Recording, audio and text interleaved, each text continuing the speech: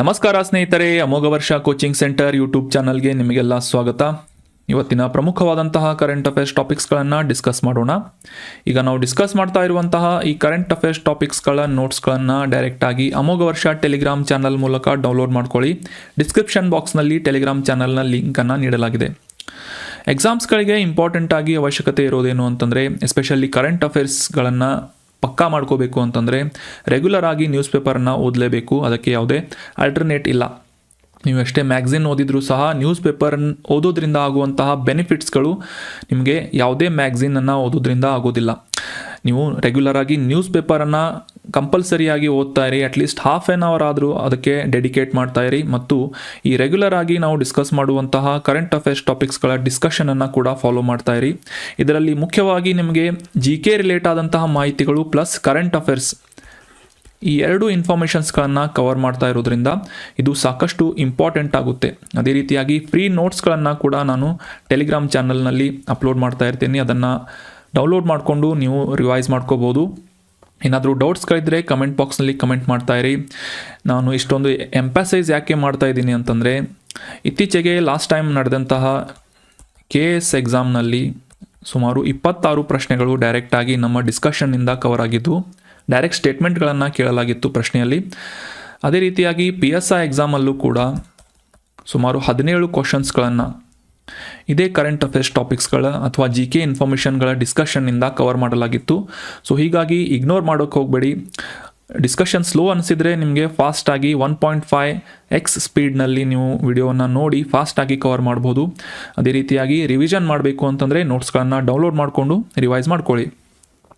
ನಿಮ್ಮೆಲ್ಲ ಫ್ರೆಂಡ್ಸ್ಗಳ ಜೊತೆ ಈ ಕಂಟೆಂಟ್ನ ಶೇರ್ ಮಾಡ್ತಾ ಇರಿ ಮತ್ತು ಏನಾದರೂ ಡೌಟ್ಸ್ಗಳಿದ್ದರೆ ಕಮೆಂಟ್ ಮಾಡಿ ಅಂತ ಹೇಳ್ತಾ ಇವತ್ತಿನ ಡಿಸ್ಕಷನನ್ನು ಪ್ರಾರಂಭ ಮಾಡೋಣ. ಚಾನಲ್ನ ಸಬ್ಸ್ಕ್ರೈಬ್ ಮಾಡಿ. ಕಳೆದ ಸೆಷನ್ನಲ್ಲಿ ಒಂದು ಪ್ರಶ್ನೆಯನ್ನು ಕೇಳಿದ್ದೆ. ಫುಡ್ ಆ್ಯಂಡ್ ಅಗ್ರಿಕಲ್ಚರಲ್ ಆರ್ಗನೈಸೇಷನ್ ಅಥವಾ ಆಹಾರ ಮತ್ತು ಕೃಷಿ ಸಂಸ್ಥೆಯ ಹೆಡ್ ಕ್ವಾರ್ಟರ್ ಎಲ್ಲಿದೆ ಅಥವಾ ಕೇಂದ್ರ ಕಚೇರಿ ಎಲ್ಲಿದೆ ಅಂತ ಪ್ರಶ್ನೆಯನ್ನು ಕೇಳಲಾಗಿದೆ. ಆಪ್ಷನ್ಸ್ಗಳಲ್ಲಿ ಸರಿಯಾದ ಉತ್ತರ ಏನು ಅಂತಂದರೆ ಆಪ್ಷನ್ 2, ಇಟಲಿ ದೇಶದ ರೋಮ್ ನಗರದಲ್ಲಿ ಆಹಾರ ಮತ್ತು ಕೃಷಿ ಸಂಸ್ಥೆ ಲೊಕೇಟ್ ಆಗಿದೆ. ಅಂದರೆ ಇದರ ಮುಖ್ಯ ಕಚೇರಿ ಲೊಕೇಟ್ ಆಗಿದೆ ಅನ್ನೋದು ಸರಿಯಾದಂಥ ಆನ್ಸರ್ ಆಗುತ್ತೆ. ಸಾಕಷ್ಟು ಜನ ಕಮೆಂಟ್ ಮಾಡಿದಿರಿ.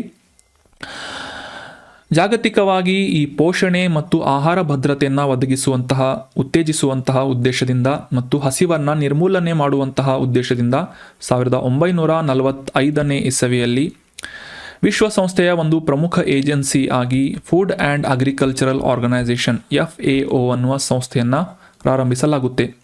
ಸದ್ಯಕ್ಕೆ 194 ಜಾಗತಿಕ ದೇಶಗಳು ಮತ್ತು ಯುರೋಪಿಯನ್ ಯೂನಿಯನ್ನನ್ನು ಒಳಗೊಂಡಂತೆ 195 ಸದಸ್ಯರನ್ನು ಈ ಫುಡ್ ಆ್ಯಂಡ್ ಅಗ್ರಿಕಲ್ಚರಲ್ ಆರ್ಗನೈಸೇಷನ್ ಹೊಂದಿದೆ. ಇದರ ಉದ್ದೇಶ ಏನು ಅಂತ ಆಲ್ರೆಡಿ ನಾವು ಅಂಡರ್ಸ್ಟ್ಯಾಂಡ್ ಮಾಡ್ಕೊಂಡ್ವಿ. ನ್ಯೂಟ್ರಿಷನಲ್ ಸಪೋರ್ಟ್ಸ್ ಮತ್ತು ಈ ಫುಡ್ ಸೆಕ್ಯೂರಿಟಿಯನ್ನು ಎನ್ಶೋರ್ ಮಾಡುವುದು ಮತ್ತು ಇರಾಡಿಕೇಷನ್ ಆಫ್ ಹಂಗರ್ ಅಂದರೆ ಹಸಿವನ್ನು ನಿರ್ಮೂಲನೆ ಮಾಡುವಂತಹ ಒಂದು ಮಹಾ ಉದ್ದೇಶದಿಂದ ಈ ಒಂದು ಸಂಸ್ಥೆಯನ್ನು 1945ರಲ್ಲಿ ಸ್ಥಾಪನೆ ಮಾಡಲಾಗುತ್ತೆ. ಇದು ಕೂಡ ವಿಶ್ವಸಂಸ್ಥೆಯ ಒಂದು ಪ್ರಮುಖ ಏಜೆನ್ಸಿಯಾಗಿದೆ ಅನ್ನೋದು examination point of view important ಆಗುತ್ತೆ. ಮತ್ತು ಇದರ ಕೆಲವೊಂದಿಷ್ಟು ಭ್ರಾತೃ ಸಂಸ್ಥೆಗಳು ಯಾವುವು ಅಂತಂದರೆ ವಿಶ್ವ ಆಹಾರ ಕಾರ್ಯಕ್ರಮ ಅಂದರೆ ವರ್ಲ್ಡ್ ಫುಡ್ ಪ್ರೋಗ್ರಾಮ್ ಮತ್ತು ಕೃಷಿ ಅಭಿವೃದ್ಧಿಗಾಗಿ ಅಂತಾರಾಷ್ಟ್ರೀಯ ನಿಧಿ international fund for agricultural development ಅನ್ನುವ 2 ಬ್ರದರ್ ಆರ್ಗನೈಸೇಷನ್ಸ್ಗಳನ್ನು ಕೂಡ ಈ ಫುಡ್ ಆ್ಯಂಡ್ ಅಗ್ರಿಕಲ್ಚರಲ್ ಆರ್ಗನೈಸೇಷನ್ ಹೊಂದಿದೆ ಅಂತ ನಾವು ಅಂಡರ್ಸ್ಟ್ಯಾಂಡ್ ಮಾಡ್ಕೋಬೇಕು. ಅದೇ ರೀತಿಯಾಗಿ ಎಕ್ಸಾಮ್ಸ್ಗಳಲ್ಲಿ ಈ ರಿಪೋರ್ಟ್ಸ್ಗಳ ಬಗ್ಗೆ ಕೂಡ ಪ್ರಶ್ನೆಗಳನ್ನು ಕೇಳ್ತಾ ಇರ್ತಾರೆ. ಯಾವ ಸಂಸ್ಥೆಯ ಮೂಲಕ ಯಾವುದೇ ಒಂದು XYZ ರಿಪೋರ್ಟನ್ನು ಪಬ್ಲಿಷ್ ಮಾಡಲಾಗುತ್ತೆ ಅಂತ ಕೇಳ್ತಾ ಇರ್ತಾರೆ. ಸೊ ಈಗ ಈ ಫುಡ್ ಆ್ಯಂಡ್ ಅಗ್ರಿಕಲ್ಚರಲ್ ಆರ್ಗನೈಸೇಷನ್ ಮೂಲಕ ಪಬ್ಲಿಷ್ ಮಾಡಲಾಗುವಂತಹ ಪ್ರಮುಖ ರಿಪೋರ್ಟ್ಸ್ಗಳು ವರದಿಗಳು ಯಾವುವು ಅಂತಂದರೆ the state of the world's forest ಅಂದರೆ SOFO ಅಂತ ನೆನ್ಪಿಟ್ಕೊಳ್ಳಿ. The state of the world fisheries and aquaculture ಅಂದರೆ ಸೋಫಿಯಾ ಅಂತ, ಫಿಶರಿ ಆ್ಯಂಡ್ ಆಕ್ವಾಕಲ್ಚರ್ ಅಂತ. ಅದೇ ರೀತಿಯಾಗಿ the state of agricultural commodity markets SOCO ಮತ್ತು ಈ the state of food security and nutrition in the world SOFI.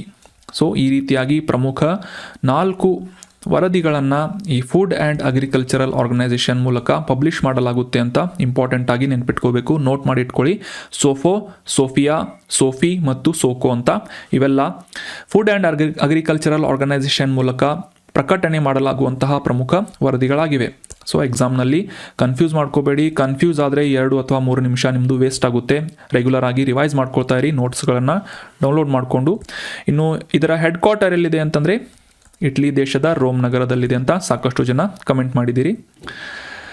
ಡಿಸ್ಕಷನ್ನಲ್ಲಿ ಭಾಗವಹಿಸಿ ಕಮೆಂಟ್ ಮಾಡಿದಂತಹ ಎಲ್ಲ ಸ್ಟೂಡೆಂಟ್ಸ್ಗಳಿಗೂ ಕೂಡ, ಆಸ್ಪಿರೆಂಟ್ಸ್ಗಳಿಗೂ ಕೂಡ ಕಂಗ್ರ್ಯಾಚುಲೇಷನ್ಸ್, ವೆರಿ ವೆಲ್ ಡನ್. ಡಿಸ್ಕಷನ್ನಲ್ಲಿ ಭಾಗವಹಿಸ್ತಾ ಇರಿ. ಏನಾದರೂ ಡೌಟ್ಸ್ಗಳಿದ್ರೆ ಕಮೆಂಟ್ ಬಾಕ್ಸ್ನಲ್ಲಿ ಕಮೆಂಟ್ ಮಾಡಿ ಅಂತ ಹೇಳ್ತಾ ಇವತ್ತಿನ ಪ್ರಶ್ನೆ ಏನು ಅಂತ ನೋಡೋಣ. ಆನ್ಸರ್ ಮಾಡೋಕ್ಕೆ ಟ್ರೈ ಮಾಡಿ. ಇತ್ತೀಚೆಗೆ ನ್ಯೂಸ್ ಪೇಪರನ್ನು ನೀವು ಓದಿದರೆ ಗಿರ್ ಮತ್ತು ಕಾಂಕ್ರೇಜ್ ಅನ್ನುವ ಈ 2 ಟರ್ಮ್ಗಳು ಅಥವಾ ಈ ಶಬ್ದಗಳು ನ್ಯೂಸ್ ಪೇಪರ್ನಲ್ಲಿ ಹೈಲೈಟ್ ಆಗಿದ್ವು. ಸೊ ಈ ಗಿರ್ ಮತ್ತು ಕಾಂಕ್ರೇಜ್ ಇವು ಯಾವುದಕ್ಕೆ ಸಂಬಂಧಿಸಿದೆ ಅಂತ ಪ್ರಶ್ನೆ ಇದೆ. ಆಪ್ಷನ್ಸ್ಗಳಲ್ಲಿ ಇವು ಉಷ್ಣವಲಯದ ಕಾಡುಗಳು, ಉಷ್ಣವಲಯದ ಮರುಭೂಮಿಗಳು, ಟ್ರಾಪಿಕಲ್ ಡೆಸರ್ಟ್ಸ್ಗಳು ಅಂತ, ಅಥವಾ ಇವು ಒಂದು ವಿಧದ ದನದ ತಳಿಗಳು ಅಥವಾ ಜಾನುವಾರುಗಳ ತಳಿಗಳು ಅಂತ ಇದೆ. ಆಪ್ಷನ್ 4 ಮೇಲಿನ ಯಾವುದು ಅಲ್ಲ ಅಂತ ಇದೆ. ಸೊ ಈ 4 ಆಪ್ಷನ್ಸ್ಗಳಲ್ಲಿ ಗಿರ್ ಮತ್ತು ಕಾಂಕ್ರೇಜ್ ಅಂದರೆ ಏನು ಅಂತ ಗೆಸ್ ಮಾಡಿ ಕಮೆಂಟ್ ಬಾಕ್ಸ್ನಲ್ಲಿ ಕಮೆಂಟ್ ಮಾಡಿ. ಇನ್ನು ಮುಂದಿನ ಆರ್ಟಿಕಲ್ ಕೃತಕ ಮೋಡ ಬಿತ್ತನೆಯ ಬಗ್ಗೆ ಇದೆ. ಇತ್ತೀಚೆಗೆ ಈ ಕ್ಲೌಡ್ ಸೀಡಿಂಗ್ ಅಥವಾ ಆರ್ಟಿಫಿಷಿಯಲ್ ರೇನ್ ನ್ಯೂಸ್ನಲ್ಲಿತ್ತು. ಕಾಂಟೆಕ್ಸ್ಟ್ ಏನು ಅಥವಾ ನ್ಯೂಸ್ನಲ್ಲಿ ಯಾಕೆ ಇತ್ತು ಅಂತ ಅಂಡರ್ಸ್ಟ್ಯಾಂಡ್ ಮಾಡ್ಕೊಳ್ಳೋದಾದರೆ, ಚಳಿಗಾಲ ಪ್ರಾರಂಭ ಆಯಿತು ಅಂತಂದರೆ ನಮ್ಮ ದೇಶದ ರಾಜಧಾನಿಯಾದಂತಹ ದೆಹಲಿಯ ಸುತ್ತಮುತ್ತಲಿನ ಪ್ರದೇಶದಲ್ಲಿ ಸಾಕಷ್ಟು ತೀವ್ರತರವಾದಂತಹ ಗಾಳಿಯ ಗುಣಮಟ್ಟ ಕುಸಿದು ವಾಯು ಮಾಲಿನ್ಯದ ಪರಿಸ್ಥಿತಿ ಉಂಟಾಗುತ್ತೆ. ನಮಗೆಲ್ಲ ರೆಗ್ಯುಲರ್ ಆಗಿ ನ್ಯೂಸ್ ಪೇಪರ್ನಲ್ಲಿ ಓದ್ತಾ ಇರುವಂತಹ ವಿಚಾರ ಇದು. ಈ ವಾಯು ಮಾಲಿನ್ಯವನ್ನು ತಡೆಗಟ್ಟುವಂತಹ ನಿಟ್ಟಿನಲ್ಲಿ ಸಾಕಷ್ಟು ಅಲ್ಪಾವಧಿಯ ಪರಿಹಾರಗಳನ್ನು ಕಂಡುಕೊಳ್ಳುವಂತಹ ನಿಟ್ಟಿನಲ್ಲಿ ಅಲ್ಲಿನ ಆಡಳಿತ ಪ್ರಯತ್ನವನ್ನು ನಡೆಸ್ತಾ ಇರುತ್ತೆ ಅಂತ ನಾವು ಓದ್ತಾ ಇರ್ತೇವೆ.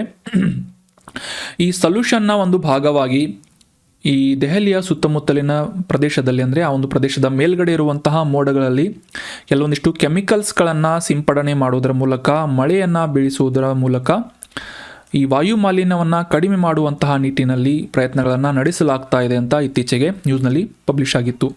ಸೊ ಹೀಗಾಗಿ ಕೃತಕ ಮೋಡ ಬಿತ್ತನೆಯ ಬಗ್ಗೆ ಕೆಲವೊಂದಿಷ್ಟು ಬೇಸಿಕ್ ಅಂಶಗಳನ್ನು ನಾವು ಅಂಡರ್ಸ್ಟ್ಯಾಂಡ್ ಮಾಡ್ಕೋಣ. ಅದಕ್ಕಿಂತ ಮುಂಚೆ ಈ ದೆಹಲಿಯ ಪ್ರದೇಶದಲ್ಲಿ ಈ ರೀತಿಯಾಗಿ ದೊಡ್ಡ ಪ್ರಮಾಣದ ವಾಯು ಮಾಲಿನ್ಯ ಉಂಟಾಗುವುದಕ್ಕೆ ಮುಖ್ಯ ಕಾರಣ ಏನು ಅಂತಂದರೆ 3 ಪ್ರಮುಖ ಕಾರಣಗಳನ್ನು ನಾವು ಅಬ್ಸರ್ವ್ ಮಾಡ್ಬೋದು. ಮೊದಲನೇ ಇಂಪಾರ್ಟೆಂಟ್ ಆದಂತಹ ಕಾರಣ ಏನು ಅಂತಂದರೆ ಈ ದೆಹಲಿಯ ಎಕ್ಸಾಕ್ಟ್ ಆದಂತಹ ಲೊಕೇಶನ್.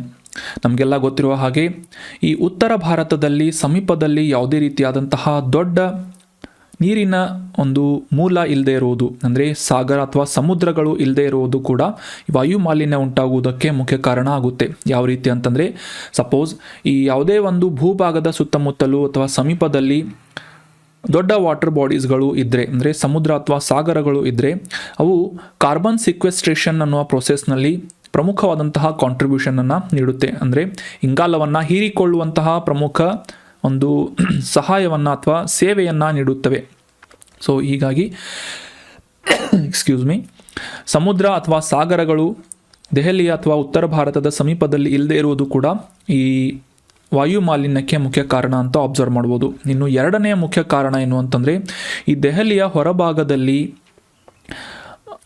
ಸುತ್ತಮುತ್ತಲಿನ ಗದ್ದೆ ಅಥವಾ ಹೊಲಗಳಲ್ಲಿ ಕಾರ್ಯನಿರ್ವಹಿಸುವಂತಹ ರೈತರು ಏನು ಮಾಡ್ತಾರೆ ಅಂತಂದರೆ, ತಾವು ಬೆಳೆದಂತಹ ಬೆಳೆಯ ತ್ಯಾಜ್ಯಗಳನ್ನು ಸುಡುವುದರ ಮೂಲಕ ಅಲ್ಲಿ ಹೆಚ್ಚಿನ ಒಂದು ಪೊಲ್ಯೂಷನ್ ಉಂಟಾಗುವುದಕ್ಕೆ ಕಾರಣ ಆಗ್ತಾರೆ. ಅಂದರೆ ಸುಟ್ಟಂತಹ ತ್ಯಾಜ್ಯಗಳಿಂದ ಹೊರಬರುವಂತಹ ಹೊಗೆಯ ಕಾರಣದಿಂದಾಗಿ ಕೂಡ ಈ ದೆಹಲಿಯ ಪ್ರದೇಶದಲ್ಲಿ ಹೆಚ್ಚಿನ ವಾಯು ಮಾಲಿನ್ಯ ಉಂಟಾಗುತ್ತೆ ಅಂತ ನಾವು ಅಬ್ಸರ್ವ್ ಮಾಡ್ಬೋದು. ಇನ್ನು ಮೂರನೇದು ಆಬ್ವಿಯಸ್ಲಿ ಅಲ್ಲಿನ ಹೆಚ್ಚಿನ ವಾಹನಗಳ ದಟ್ಟಣೆ ಅಥವಾ ವಾಹನಗಳಿಂದ ಹೊರಬರುವಂತಹ ಈ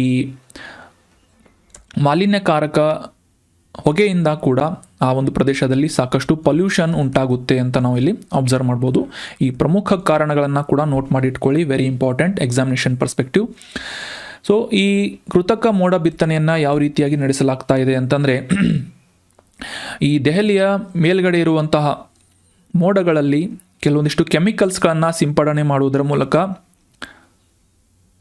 ಆ ಮಳೆಯ ಹನಿಗಳು, ಅಂದರೆ ಮಳೆ ಬಿತ್ತು ಅಂತಂದರೆ ಮಳೆಯ ಹನಿಗಳಲ್ಲಿ ವಾತಾವರಣದಲ್ಲಿರುವಂತಹ ಮಾಲಿನ್ಯಕಾರಕಗಳು ಸೇರಿಕೊಂಡು ಆ ಮಾಲಿನ್ಯಕಾರಕಗಳು ಡೈರೆಕ್ಟಾಗಿ ಭೂಮಿಯನ್ನು ತಲುಪುತ್ತವೆ. ಇದರಿಂದ ಅಲ್ಲಿನ ಸುತ್ತಮುತ್ತಲಿನ ವಾತಾವರಣ ಅಥವಾ ಅಲ್ಲಿನ ಗಾಳಿ ಶುದ್ಧವಾಗುತ್ತೆ, ಅಥವಾ ಆ ಒಂದು ಗಾಳಿಯ ಗುಣಮಟ್ಟವನ್ನು ಇದರಿಂದ ಸುಧಾರಿಸಲು ಸಾಧ್ಯವಾಗುತ್ತೆ ಅಂತ ನಾವು ಅಬ್ಸರ್ವ್ ಮಾಡ್ಬೋದು. ಸೊ ಈ ಮೋಡ ಬಿತ್ತನೆಯ ಪ್ರಕ್ರಿಯೆಯಲ್ಲಿ ಬಳಸಲಾಗುವಂತಹ 2 ಪ್ರಮುಖ ಕೆಮಿಕಲ್ಸ್ಗಳು ಯಾವುವು ಅಂತಂದರೆ ಸಿಲ್ವರ್ ಅಯೋಡೈಡ್, ನೆನ್ಪಿಟ್ಕೊಳ್ಳಿ, ವೆರಿ ಇಂಪಾರ್ಟೆಂಟ್. ಸಿಲ್ವರ್ ಅಯೋಡೈಡ್ ಮತ್ತು ಡ್ರೈ ಐಸ್ ಅನ್ನುವ ಈ 2 ಕೆಮಿಕಲ್ಸ್ಗಳನ್ನು ಸಿಂಪಡಣೆ ಮಾಡುವುದರ ಮೂಲಕ ಈ ಮೋಡಗಳಿಂದ ಕೃತಕವಾಗಿ ಮಳೆ ಬೀಳುವಂತೆ ಮಾಡಲಾಗುತ್ತೆ. ಅಂದರೆ ಈ ಏರೋಪ್ಲೇನ್ಸ್ಗಳಾಗಿರ್ಬೋದು, ರಾಕೆಟ್ಸ್ಗಳಾಗಿರ್ಬೋದು, ಅಥವಾ ಕೆಲವೊಂದಿಷ್ಟು ಜನರೇಟರ್ಗಳ ಮುಖಾಂತರ ಕೂಡ ಈ ಮೋಡಗಳಲ್ಲಿ ಸಿಲ್ವರ್ ಅಯೋಡೈಡ್ ಮತ್ತು ಡ್ರೈ ಐಸನ್ನು ಸಿಂಪಡಣೆ ಮಾಡುವುದರ ಮೂಲಕ ಆ ಒಂದು ಪ್ರದೇಶದಲ್ಲಿ ಮಳೆ ಬೀಳುವಂತೆ ಮಾಡಲಾಗುತ್ತೆ ಅಂತ ನಾವಿಲ್ಲಿ ಅಬ್ಸರ್ವ್ ಮಾಡಬೇಕು. ಇದರಿಂದ ಮಾಲಿನ್ಯಕಾರಕಗಳು ಮಳೆ ಹನಿಯೊಂದಿಗೆ ಸೇರಿಕೊಂಡು ಭೂಮಿಯನ್ನು ತಲುಪುತ್ತವೆ. ಇದರಿಂದ ಗಾಳಿ ಶುದ್ಧ ಆಗುತ್ತೆ ಅಂತ ಒಂದು ಅಬ್ಸರ್ವೇಷನನ್ನು ನಾವು ಕನ್ಸಿಡರ್ ಮಾಡಬೇಕು. ಆದರೆ ಇಲ್ಲಿ ಒಂದು ಕಂಡೀಷನ್ ಇದೆ, ಏನು ಅಂತಂದರೆ ಈ ಮಳೆ ಆಗಬೇಕು ಅಂತ ಕೃತಕವಾಗಿ ಮೋಡ ಬಿತ್ತನೆ ಮಾಡಿದರೆ ಮಳೆ ಆಗೇ ಆಗುತ್ತೆ ಅಂತ ಯಾವುದೇ ಗ್ಯಾರಂಟಿ ಇರೋಲ್ಲ. ಅದಕ್ಕೆ ಸಾಕಷ್ಟು ಅನುಕೂಲಕರವಾದಂತಹ ಪರಿಸ್ಥಿತಿಗಳು ಕೂಡ ಬೇಕಾಗುತ್ತೆ. ಫಾರ್ ಎಕ್ಸಾಂಪಲ್, ಈ ಮೋಡಗಳಲ್ಲಿ ಸರಿಯಾದ ಪ್ರಮಾಣದ ತೇವಾಂಶ ಅಥವಾ ಮಾಯ್ಶ್ಚರ್ ಇರಬೇಕಾಗುತ್ತೆ. ಅದೇ ರೀತಿಯಾಗಿ ಸುತ್ತಮುತ್ತಲಿನ ವಾತಾವರಣದ ಪರಿಸ್ಥಿತಿ ಸಾಕಷ್ಟು ಅಕಾಮಡೇಟಿವ್ ಆಗಿರಬೇಕಾಗಿರುತ್ತೆ ಅಥವಾ ಸೂಕ್ತವಾದಂತಹ ಒಂದು ವಾತಾವರಣದ ಅವಶ್ಯಕತೆ ಇರುತ್ತೆ. ಅಂದಾಗ ಮಾತ್ರ ಮೋಡಗಳ ಬಿತ್ತನೆ ಮಾಡಿದ ನಂತರ ಮಳೆ ಬೀಳುವುದಕ್ಕೆ ಸಾಧ್ಯವಾಗುತ್ತೆ ಅಂತ ನಾವಿಲ್ಲಿ ಅಬ್ಸರ್ವ್ ಮಾಡಬೇಕು. ಅದೇ ರೀತಿಯಾಗಿ ಸಾಕಷ್ಟು ವೆಚ್ಚವನ್ನು ಕೂಡ ಈ ಮೋಡ ಬಿತ್ತನೆ ಪ್ರಕ್ರಿಯೆ ಒಳಗೊಂಡಿರುತ್ತೆ ಅಂತ ನಾವು ಅಬ್ಸರ್ವ್ ಮಾಡಬೇಕಾಗುತ್ತೆ. ಸೊ ಈ ಡ್ರೈ ಐಸ್ ಅಂತಂದರೆ ನೀವು ಯಾವುದೋ ಒಂದು ಕೆಮಿಕಲನ್ನು ಇಮ್ಯಾಜಿನ್ ಮಾಡ್ಕೊಳ್ಳೋಕೆ ಹೋಗಬೇಡಿ. ಡ್ರೈ ಐಸ್ ಅಂತಂದರೆ ಸಿಂಪಲ್ ಆಗಿ ಈ ಘನೀರ್ಭವಿಸಿದಂತಹ ಕಾರ್ಬನ್ ಡೈಆಕ್ಸೈಡ್, CO2 ಅಥವಾ ಇಂಗಾಲದ ಡೈಆಕ್ಸೈಡ್ ಅಂತ ಏನು ಕರಿತೇವೆ, ಘನೀರ್ಭವಿಸಿದಂತಹ ಸಾಲಿಡ್ ಫಾರ್ಮ್ ಆದಂತಹ ಒಂದು ಕಾರ್ಬನ್ ಡೈಆಕ್ಸೈಡ್ ಅನಿಲವನ್ನು ಡ್ರೈ ಐಸ್ ಅಂತ ಕರೀತಾರೆ. ಸೊ ಈ ಸಿಲ್ವರ್ ಅಯೋಡೈಡ್ ಮತ್ತು ಡ್ರೈ ಐಸನ್ನು ಸಿಂಪಡಣೆ ಮಾಡುವುದರ ಮೂಲಕ ಮೋಡಗಳಿಂದ ಮಳೆಯನ್ನು ಬೀಳಿಸುವುದು ಸಾಧ್ಯವಾಗುತ್ತೆ ಅಂತ ಆರ್ಟಿಫಿಷಿಯಲ್ ರೇನ್ ಬಗ್ಗೆ ನಾವು ಸಿಂಪಲ್ ಆಗಿ ಅಂಡರ್ಸ್ಟ್ಯಾಂಡ್ ಮಾಡ್ಕೋಬೋದು. ಸೊ ಎಕ್ಸಾಮ್ನಲ್ಲಿ ಬರ್ಬೋದು, ನೋಟ್ ಮಾಡಿಟ್ಕೊಳ್ಳಿ ಇದನ್ನು. ಸಿಲ್ವರ್ ಅಯೋಡೈಡ್ ಮತ್ತು ಡ್ರೈ ಐಸ್ ಇತ್ತೀಚೆಗೆ ದೆಹಲಿಯಲ್ಲಿ ವಾಯು ಮಾಲಿನ್ಯವನ್ನು ಕಡಿಮೆ ಮಾಡುವಂತಹ ಉದ್ದೇಶದಿಂದ ಕೃತಕ ಮೋಡ ಬಿತ್ತನೆಯನ್ನು ಮಾಡಲಾಯಿತು ಅಂತ ಕೂಡ ನೆನ್ಪಿಟ್ಕೊಳ್ಳಿ. ಇನ್ನು ಮುಂದಿನ ಆರ್ಟಿಕಲನ್ನು ನೋಡೋಣ. ಸೆಕ್ಯೂರಿಟಿಗೆ ಸಂಬಂಧಪಟ್ಟಂತಹ ಮತ್ತು ಡಿಸಾಸ್ಟರ್ ಮ್ಯಾನೇಜ್ಮೆಂಟ್ಗೆ ಸಂಬಂಧಪಟ್ಟಂತಹ ಒಂದು ಇಂಪಾರ್ಟೆಂಟ್ ಆದಂತಹ ಆರ್ಟಿಕಲ್ ಇದು, ನೋಟ್ ಮಾಡಿಟ್ಕೊಳ್ಳಿ. ಇತ್ತೀಚೆಗೆ 18 ಮತ್ತು 19ನೇ ತಾರೀಕಿನಂದು ಭಾರತೀಯ ಸೇನೆಯ ನೇತೃತ್ವದಲ್ಲಿ ಗುಜರಾತ್ನ ಅಹಮದಾಬಾದ್ ಮತ್ತು ಪೋರ್ಬಂದರ್ನಲ್ಲಿ ಸಂಯುಕ್ತ ವಿಮೋಚನ್ ಅನ್ನುವ ಒಂದು ವ್ಯಾಯಾಮವನ್ನು ಕಂಡಕ್ಟ್ ಮಾಡಲಾಗುತ್ತೆ. ಈ ವ್ಯಾಯಾಮದ ಮುಖ್ಯ ಉದ್ದೇಶ ಏನು ಅಂತಂದರೆ ಸಶಸ್ತ್ರ ಪಡೆಗಳ ಒಂದು ಸಹಾಯದಿಂದ ಕೆಲವೊಂದಿಷ್ಟು ಡ್ರಿಲ್ಸ್ಗಳನ್ನು ಕಂಡಕ್ಟ್ ಮಾಡುವುದರ ಮೂಲಕ ಮಾನವೀಯ ನೆರವು ಮತ್ತು ವಿಪತ್ತು ಪರಿಹಾರ ಅನ್ನುವ ಈ ರೀತಿಯಾದಂಥ ವಿಷಯಗಳ ಮೇಲೆ ಕಾರ್ಯನಿರ್ವಹಿಸುವಂತೆ ಡ್ರಿಲ್ಸ್ಗಳನ್ನು ಕಂಡಕ್ಟ್ ಮಾಡುವಂತಹ ಒಂದು ವ್ಯಾಯಾಮ ಸಂಯುಕ್ತ ವಿಮೋಚನ್ ಅಂತ ನೆನ್ಪಿಟ್ಕೊಳ್ಳಿ. ನಮಗೆಲ್ಲ ಗೊತ್ತಿರುವ ಹಾಗೆ ಇತ್ತೀಚಿನ ದಿನಗಳಲ್ಲಿ ಜಗತ್ತಿನಾದ್ಯಂತ ಹವಾಮಾನ ಬದಲಾವಣೆ ಆಗಿರ್ಬೋದು, ಜಾಗತಿಕ ಉಷ್ಣಾಂಶದ ಏರಿಕೆ ಆಗಿರ್ಬೋದು, ಗ್ಲೋಬಲ್ ವಾರ್ಮಿಂಗ್ ಅಂತ ಕರಿತೇವೆ. ಸೊ ಈ ರೀತಿಯಾದಂತಹ ಕಾರಣದಿಂದಾಗಿ ಸಾಕಷ್ಟು ಹೆಚ್ಚಿನ ಪ್ರಮಾಣದ ನೈಸರ್ಗಿಕ ವಿಕೋಪಗಳು ಉಂಟಾಗ್ತಾ ಇವೆ. ಫಾರ್ ಎಕ್ಸಾಂಪಲ್, ಈ ಪ್ರವಾಹಗಳ ಪರಿಸ್ಥಿತಿಗಳು ಆಗಿರ್ಬೋದು, ಸೈಕ್ಲೋನ್ಗಳು ಅಥವಾ ಚಂಡಮಾರುತಗಳ ಒಂದು ಫ್ರೀಕ್ವೆನ್ಸಿ ಹೆಚ್ಚಾಗುವುದಾಗಿರ್ಬೋದು, ಅದೇ ರೀತಿಯಾಗಿ ಲ್ಯಾಂಡ್ ಸ್ಲೈಡ್ಗಳಾಗಿರ್ಬೋದು, ತೀವ್ರತರವಾದಂತಹ ಮಳೆ ಸುರಿಯುವುದಾಗಿರ್ಬೋದು, ಈ ರೀತಿಯಾದಂತಹ ಸಾಕಷ್ಟು ಕಾರಣಗಳಿಂದ ಅಥವಾ ಈ ರೀತಿಯಾದಂತಹ ನೈಸರ್ಗಿಕ ವಿಕೋಪಗಳು ಉಂಟಾದಂತಹ ಸಂದರ್ಭದಲ್ಲಿ ಯಾವ ರೀತಿಯಾದಂತಹ ಪ್ರಕ್ರಿಯೆಯ ಮೂಲಕ ಜನರನ್ನು ಮತ್ತು ಅವರ ಆಸ್ತಿಗಳನ್ನು ರಕ್ಷಣೆ ಮಾಡಬಹುದು ಅಂತ ಡ್ರಿಲ್ಸ್ಗಳನ್ನು ಕಂಡಕ್ಟ್ ಮಾಡುವಂತಹ ಒಂದು ಪ್ರಮುಖ ವ್ಯಾಯಾಮವಾಗಿ ಸಂಯುಕ್ತ ವಿಮೋಚನ್ ವ್ಯಾಯಾಮವನ್ನು ಕಂಡಕ್ಟ್ ಮಾಡಲಾಗುತ್ತೆ ವಾರ್ಷಿಕವಾಗಿ. ಸೊ ಇದನ್ನು ಇತ್ತೀಚೆಗೆ ಅಹಮದಾಬಾದ್ ಮತ್ತು ಪೋರ್ಬಂದರ್ನಲ್ಲಿ ನಡೆಸಲಾಯಿತು ಅಂತ ನಾವಿಲ್ಲಿ ಅಬ್ಸರ್ವ್ ಮಾಡಬೇಕಾಗುತ್ತೆ. ಸೊ ನಾವೆಲ್ಲ ರೆಗ್ಯುಲರ್ ಆಗಿ ಎಕ್ಸಾಮ್ನಲ್ಲಿ ಪ್ರಿಪ್ರೇಷನ್ ಮಾಡಬೇಕು ಅಂತಂದರೆ ಮಾಕ್ ಟೆಸ್ಟ್ಗಳನ್ನು ನೀಡ್ತಾ ಇರ್ತವೆ. ಮಾಕ್ ಟೆಸ್ಟ್ಗಳು ಅಂತಂದರೆ ಎಕ್ಸಾಮ್ಸ್ಗಳಿಗೆ ಯಾವ ರೀತಿಯಾಗಿ ಪ್ರಿಪೇರ್ ಆಗಬೇಕು, ಯಾವ ರೀತಿಯಾಗಿ ಎಕ್ಸಾಮ್ಗಳಲ್ಲಿ ವಿದಿನ್ ಸ್ಪೆಸಿಫೈಡ್ ಟೈಮ್ ಆನ್ಸರ್ ಮಾಡಬೇಕು, ಒಂದು ಟೈಮ್ ಬೌಂಡಿಂಗನ್ನು ಇಟ್ಕೊಂಡು ಪ್ರಿಪ್ರೇಷನನ್ನು ಮಾಡಿ ಈ ಮಾಕ್ ಟೆಸ್ಟ್ಗಳನ್ನು ನೀಡುವುದರಿಂದ ನಮಗೆ ಸಾಕಷ್ಟು ಎಕ್ಸಾಮ್ಸ್ಗಳಿಗೆ ಪ್ರಿಪೇರ್ ಆಗೋದಕ್ಕೆ ಸಾಧ್ಯ ಆಗುತ್ತೆ. ಅದೇ ರೀತಿಯಾಗಿ ಈ ನೈಸರ್ಗಿಕ ವಿಕೋಪಗಳು ಅಥವಾ ನ್ಯಾಚುರಲ್ ಕ್ಯಾಲಾಮಿಟೀಸ್ಗಳು ಉಂಟಾದಂತಹ ಸಂದರ್ಭದಲ್ಲಿ ಈ ರೀತಿಯಾದಂತಹ ಮಾಕ್ ಡ್ರಿಲ್ಸ್ಗಳನ್ನು ಅಥವಾ ಒಂದು ಪ್ರಾಕ್ಟೀಸಸ್ಗಳನ್ನು ಮಾಡುವುದರಿಂದ ವಿಕೋಪಗಳು ಉಂಟಾದಂಥ ಸಂದರ್ಭದಲ್ಲಿ ಅದನ್ನು ನಿರ್ವಹಣೆ ಮಾಡುವುದು ಸಾಕಷ್ಟು ಅನುಕೂಲಕರ ಆಗುತ್ತೆ ಅಂತ ನಾವು ಇಲ್ಲಿ ಸಿಂಪಲ್ ಆಗಿ ಅಬ್ಸರ್ವ್ ಮಾಡ್ಬೋದು. ಇದು ಒಂದು ವಾರ್ಷಿಕವಾಗಿ ನಡೆಸಲಾಗುವಂತಹ ಬಹುಪಕ್ಷೀಯ ಮಾನವೀಯ ನೆರವು ಮತ್ತು ವಿಪತ್ತು ಪರಿಹಾರ, humanitarian assistance and disaster relief exercise ಆಗಿದೆ. HADR humanitarian assistance and disaster relief exercise ಆಗಿದೆ ಅಂತ ನೆನ್ಪಿಟ್ಕೊಳ್ಳಿ. ಇದರ ಮುಖ್ಯ ಉದ್ದೇಶ ಏನು ಅಂತ ಕೂಡ ಕ್ಲಿಯರ್ ಆಯಿತು ಅಂತ ಅನ್ಕೋತೀನಿ. ಈ ಗುಜರಾತ್ನ ಕರಾವಳಿ ಪ್ರದೇಶದಲ್ಲಿ ಚಂಡಮಾರುತದ ಪ್ರಕ್ರಿಯೆಗಳು ಮೇಲೆ ಫೋಕಸನ್ನು ಮಾಡೋದರ ಮೂಲಕ ಇತ್ತೀಚೆಗೆ ಅಹಮದಾಬಾದ್ನಲ್ಲಿ ಈ ಟ್ಯಾಬ್ಲೆಟ್ ಟಾಪ್ ಎಕ್ಸಸೈಸ್ನೊಂದಿಗೆ ಈ ವ್ಯಾಯಾಮವನ್ನು ಕಂಡಕ್ಟ್ ಮಾಡಲಾಯಿತು 18 ಮತ್ತು 19ನೇ ತಾರೀಕಿನಂದು. ಭಾರತೀಯ ಸಶಸ್ತ್ರ ಪಡೆಗಳ ಒಂದು ರಿಪ್ರೆಸೆಂಟೇಷನನ್ನು ಮಾಡುವುದರ ಮೂಲಕ ವಿಪತ್ತು ನಿರ್ವಹಣಾ ಅಧಿಕಾರಿಗಳನ್ನು ಒಳಗೊಳ್ಳುವುದರ ಮೂಲಕ ಸಂಯುಕ್ತ ವಿಮೋಚನ್ ಅನ್ನುವ ಈ ಒಂದು ವ್ಯಾಯಾಮವನ್ನು ಇತ್ತೀಚೆಗೆ ಕಂಡಕ್ಟ್ ಮಾಡಲಾಗುತ್ತೆ. ಇನ್ನು ಈ ನೈಸರ್ಗಿಕ ವಿಕೋಪಗಳು ಉಂಟಾಗುವುದನ್ನು ಸಿಮ್ಯುಲೇಷನ್ ಮೂಲಕ ಮಾಡುವುದರ ಮೂಲಕ, ಈ ಸಿಮ್ಯುಲೇಟೆಡ್ ಸೈಕ್ಲೋನನ್ನು ಉಂಟು ಮಾಡುವುದರ ಮೂಲಕ ಆ ಒಂದು ಪರಿಸ್ಥಿತಿಯಲ್ಲಿ ಯಾವ ರೀತಿಯಾಗಿ ಕ್ಷಿಪ್ರ ಪ್ರತಿಕ್ರಿಯೆಯನ್ನು ಮಾಡಬೇಕು, ಅಂದರೆ ರ್ಯಾಪಿಡ್ ರೆಸ್ಪಾನ್ಸನ್ನು ಮಾಡಬೇಕು, ಲಾಜಿಸ್ಟಿಕಲ್ ಸಪೋರ್ಟ್ಸನ್ನು ಯಾವ ರೀತಿಯಾಗಿ ನೀಡಬೇಕು ಮತ್ತು ವಿಪತ್ತು ನಿರ್ವಹಣೆ ಯಾವ ರೀತಿಯಾದಂತಹ ಒಂದು ಸ್ಟ್ರಾಟಜಿಯನ್ನು ಫಾಲೋ ಮಾಡಬೇಕು ಅಂತ ಈ ರೀತಿಯಾದಂತಹ ಸಾಕಷ್ಟು ಪ್ಲ್ಯಾನಿಂಗ್ಸ್ಗಳನ್ನು ಮಾಡಿ ಮಾಕ್ ಡ್ರಿಲ್ಸ್ಗಳನ್ನು ಪ್ರದರ್ಶನ ಮಾಡಲಾಯಿತು ಅಂತ ನಾವು ಅಬ್ಸರ್ವ್ ಮಾಡಬೇಕು. ಇನ್ನು ಈ ಇವೆಂಟ್ನಲ್ಲಿ ಭಾಗವಹಿಸಿದಂತಹ ಪ್ರಮುಖ ಭಾರತೀಯ ಇನ್ಸ್ಟಿಟ್ಯೂಷನ್ಸ್ಗಳು ಯಾವುವು ಅಂತಂದರೆ ಭಾರತೀಯ ಸೇನೆ, ಭಾರತೀಯ ನೌಕಾಪಡೆ, ವಾಯುಪಡೆ, ಕೋಸ್ಟ್ ಗಾರ್ಡ್ಗಳು, NDRF ತಂಡ ಮತ್ತು ಇತರ ಕೆಲವೊಂದಿಷ್ಟು ಏಜೆನ್ಸಿಗಳು. ಅಷ್ಟೇ ಅಲ್ಲದೆ 9 ದೇಶಗಳಿಂದ ಸುಮಾರು 15 ಸೀನಿಯರ್ ಆಫೀಸರ್ಸ್ಗಳು ಕೂಡ ಈ ಸಂಯುಕ್ತ ವಿಮೋಚನ್ ಅನ್ನುವ humanitarian assistance and disaster relief ಎಕ್ಸಸೈಸ್ನಲ್ಲಿ ಭಾಗವಹಿಸಿದ್ದವು ಅಂತ ನಾವು ಅಬ್ಸರ್ವ್ ಮಾಡಬೇಕು. ಈ ರಾಷ್ಟ್ರೀಯ ವಿಪತ್ತು ಪ್ರಕ್ರಿಯೆಯ ಸಾಮರ್ಥ್ಯಗಳನ್ನು ಇಂಪ್ರೂವ್ ಮಾಡುವಂತಹ ನಿಟ್ಟಿನಲ್ಲಿ ಈ ರೀತಿಯಾದಂತಹ HADR ಎಕ್ಸಸೈಸಸ್ಗಳು ಸಾಕಷ್ಟು ಪ್ರಮುಖ ಪಾತ್ರವನ್ನು ವಹಿಸುತ್ತವೆ ಮತ್ತು ಜಾಗತಿಕವಾಗಿ ಒಂದು ಭಾರತದ ಒಂದು ಸನ್ನದ್ಧತೆಯನ್ನು ತೋರಿಸುತ್ತೆ ಅಂತ ನಾವಿಲ್ಲಿ ಅಬ್ಸರ್ವ್ ಮಾಡ್ಬೋದು. Samyukt Vimochan is related to disaster management ಅಥವಾ ಡಿಸಾಸ್ಟರ್ ರಿಲೀಫ್ ಅಂತ ನೆನ್ಪಿಟ್ಕೊಳ್ಳಿ. ಮಾನವೀಯ ನೆರವು ಮತ್ತು ವಿಪತ್ತು ಪರಿಹಾರದ ಮುಖ್ಯ ಥೀಮನ್ನು ಇಟ್ಕೊಂಡು ಸಂಯುಕ್ತ ವಿಮೋಚನ್ ಅನ್ನುವ ಎಕ್ಸಸೈಸನ್ನು ಕಂಡಕ್ಟ್ ಮಾಡಲಾಗುತ್ತೆ. ಇದು ಯುದ್ಧ ವ್ಯಾಯಾಮ ಅಲ್ಲ, ಕನ್ಫ್ಯೂಸ್ ಮಾಡ್ಕೋಬೇಡಿ. ಇನ್ನು ಮುಂದಿನ ಆರ್ಟಿಕಲ್, ಇತ್ತೀಚೆಗೆ ಗುಜರಾತ್ನಲ್ಲಿ ಹರಿಯುವಂತಹ ಸಬರಮತಿ ನದಿ ನ್ಯೂಸ್ನಲ್ಲಿತ್ತು. ಸೊ ನದಿಗಳ ಬಗ್ಗೆ ಕೂಡ ಎಕ್ಸಾಮ್ನಲ್ಲಿ ಕೇಳ್ತಾ ಇರ್ತಾರೆ.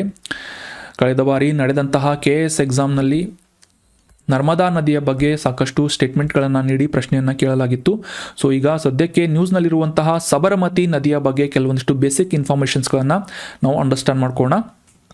ನ್ಯೂಸ್ ಏನು ಅಂತ ಅರ್ಥ ಮಾಡ್ಕೊಳ್ಳೋದಾದರೆ, ಈ ಸಬರಮತಿ ಸುತ್ತಮುತ್ತಲಿನ ಪ್ರದೇಶವನ್ನು ಅಭಿವೃದ್ಧಿಪಡಿಸುವಂತಹ ಉದ್ದೇಶದಿಂದ ಸಬರಮತಿ ರಿವರ್ ಫ್ರಂಟ್ ಅಭಿವೃದ್ಧಿ ಯೋಜನೆ ಅಥವಾ ಸಬರಮತಿ ರಿವರ್ ಫ್ರಂಟ್ ಡೆವಲಪ್ಮೆಂಟ್ ಪ್ರೋಗ್ರಾಮನ್ನು ನಡೆಸಲಾಗ್ತಾ ಇದೆ.